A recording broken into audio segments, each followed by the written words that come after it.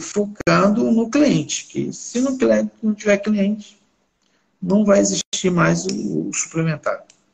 Então, acho que... Olha só, tem uma pergunta aqui, ó, de um amigo, bom amigo de São Paulo, gente boa, 7h30 da noite ele está vendo a gente está com algum cartaz com ele. Aí ele colocou o seguinte: sinceramente, o cliente precisa aprender a usar o plano preventivamente. Só que aí tem um detalhe, vamos pensar aqui. O seguro nasceu para pagar sinistro.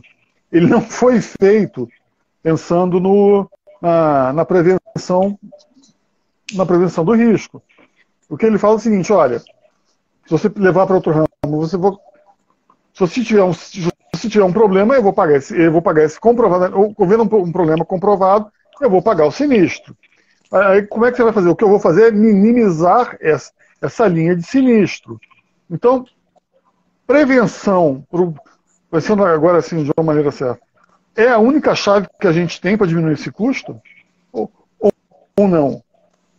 Eu acho. Ou a gente tem que ou a gente tem que colocar de cara os clínicos gerais todos como obrigatoriedade de portal de entrada para o cara fazer alguma coisa, como gatekeeper.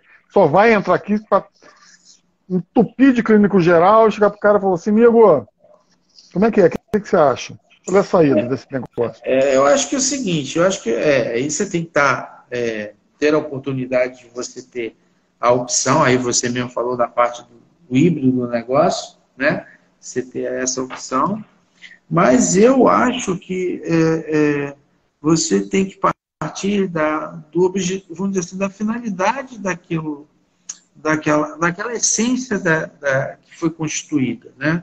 Então, hoje a separação, aqui, conforme você falou, seguradora, efeito do seguro, ela tem que fazer o quê?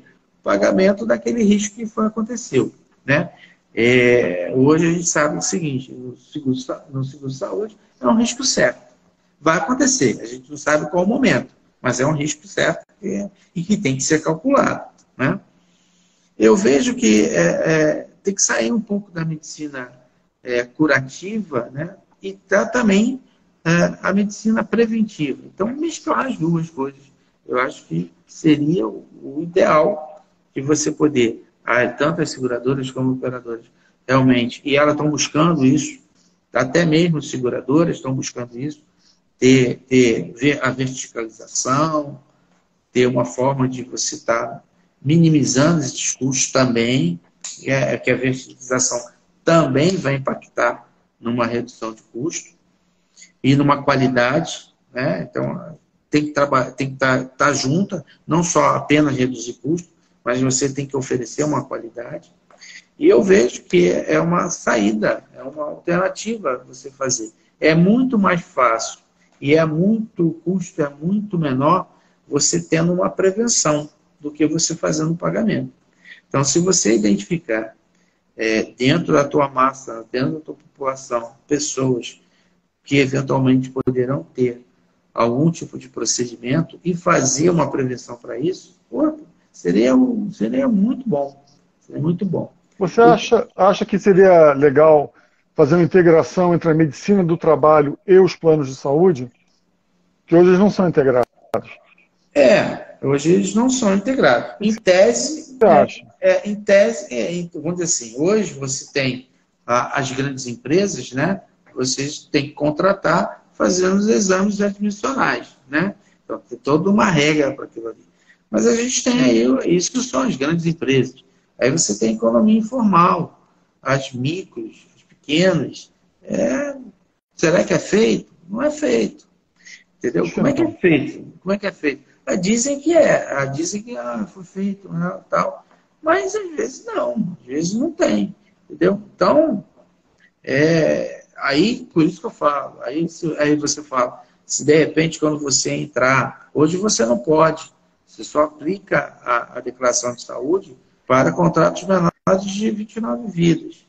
Então, hoje você não pode aplicar em tese, né? A declaração de tese, não. Você não pode fazer a declaração de saúde. Você pode ter, eu já tive a informação que algumas operadoras São Paulo estavam utilizando, não uma declaração de saúde, mas um checklist de informação da população. Então, questão epidemiológica também, verificar isso, poder fazer uma gestão de risco na própria carteira da operadora.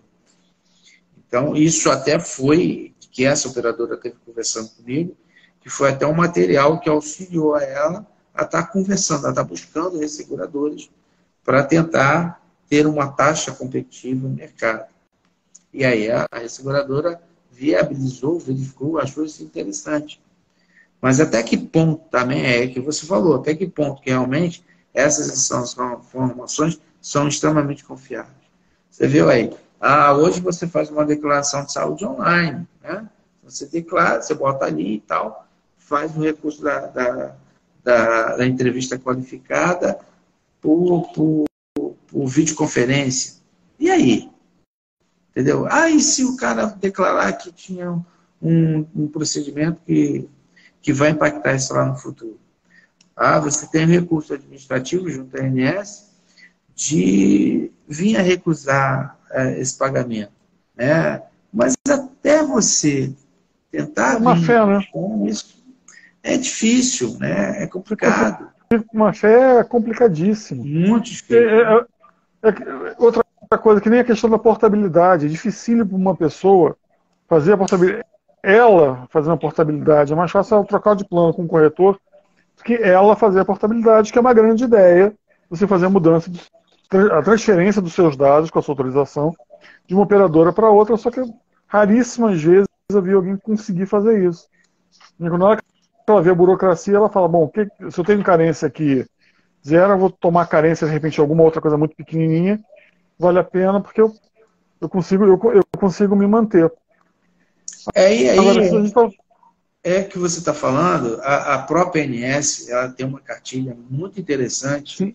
Sobre muito bem feita, aliás. Contabilidade, muito bem feita. O grande problema aí eu volto, a cultura. Então, a gente não tem as pessoas, de repente, e ali está bem feito, está numa linguagem bem tranquila. Então, as pessoas têm que realmente se valer dos seus direitos, né? Mas realmente você tem direitos e deveres.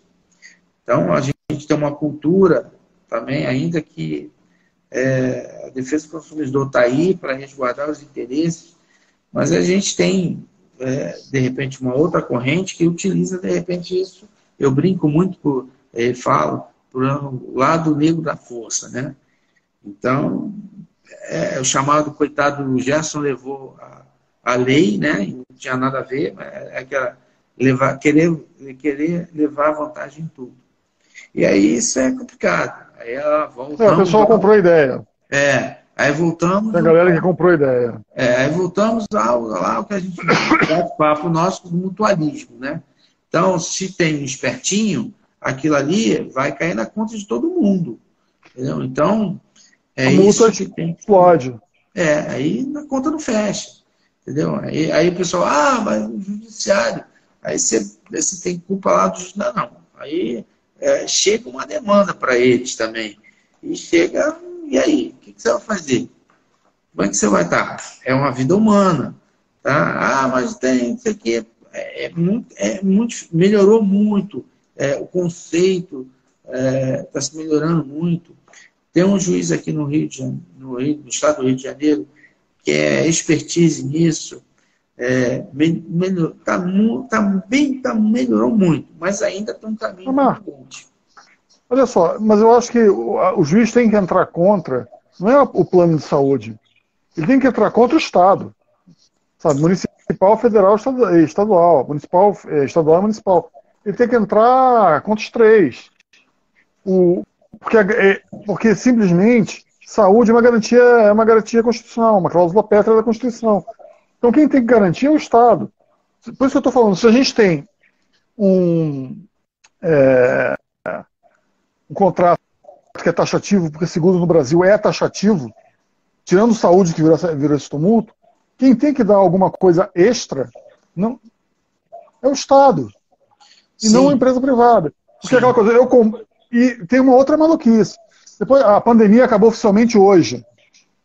O OMS garantiu que a pandemia acaba hoje. O estado de pandemia no mundo acaba hoje. Graças a Deus, que tinha muito maluco tomando muito maluco ainda, né, sem querer sair de casa, né? Agora já pode sair de casa, graças a Deus. Ainda tem gente trancada em casa. Mas a OMS acabou hoje, graças a Deus, a pandemia. Mas é aquela coisa, a pandemia, você pode pegar a pandemia. A pandemia, a confusão que ela gerou nos planos de saúde foi um absurdo. E devia ser tratada meramente perante o Estado. Sim. Ponto.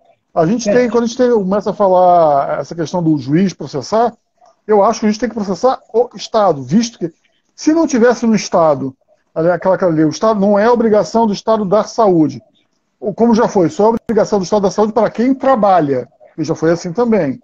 Já não teve nada, já teve agora, e agora é para todo mundo. Inclusive, quem estiver no Brasil, se acidentar aqui, acaba usando. Sim, universalidade. Então, beleza. Então, já que tem essa colocação, que processe o Estado. Porque a gente teve aí 53 milhões de pessoas, caiu para 48 na pandemia. Agora a gente tem um problema macroeconômico, né, que a economia está travando de novo. Com isso, a gente teve downgrade de produtos. Várias operadoras pequenininhas, inclusive de nicho, apareceram, até para a terceira idade. A gente vê que algumas cresceram. Uma delas estava em franco crescimento, tomou uma porrada com a pandemia, foi um troço de doido, a ponto de rede de TV dizer que eles eram responsáveis pela matança na pandemia. Foi um troço de maluco. E aí a gente tem agora essa questão dos planos. Plano, que a gente sempre volta a falar. O plano deveria ser taxativo? Sim. Ele deveria ser complementar? Sim. Ele tira 50 milhões de pessoas de ir ao SUS? Tira.